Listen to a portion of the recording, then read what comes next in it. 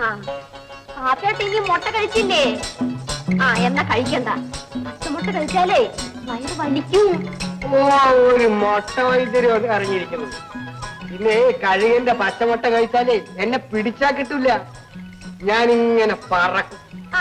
പറക്കും. പിന്നെ ഞാൻ കുത്തിയെടുത്ത് കഴുകനെ പോലെ ഇങ്ങനെ